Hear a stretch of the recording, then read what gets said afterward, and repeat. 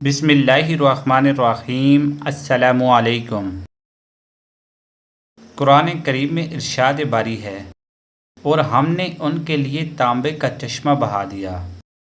اللہ تعالیٰ کی جانب سے حضرت سلیمان علیہ السلام کو عطا کیے گئے معجزات میں سے ایک پگھلے ہوئے تانبے کے وہ چشمے ہیں جن میں جنات بڑی بڑی دیگیں، برتن اور بحری جہاز تیار کیا کرتے تھے۔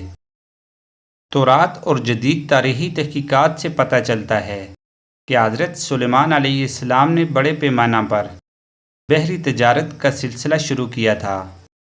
ایک طرف اسیون جابر سے ان کے تجارتی جہاز بحر احمر میں یمن اور دوسرے جنوبی و مشرقی ممالک کی طرف جاتے، اور دوسری طرف بحر روم کی بندرگاہوں سے ان کا بیڑا، جسے بائبل میں ترسی بیڑا کہا گیا ہے، مغربی ممالک کی طرف جایا کرتا تھا۔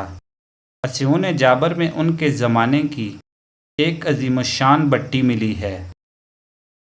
آثار قدیمہ کے ماہرین کا اندازہ ہے کہ یہاں عدم کے علاقہ اربا کی کانوں سے خام لوہا اور تانبا لایا جاتا اور اس بٹی میں پگھلا کر اسے دوسرے کاموں کے علاوہ جہاز سازی میں بھی استعمال کیا جاتا تھا۔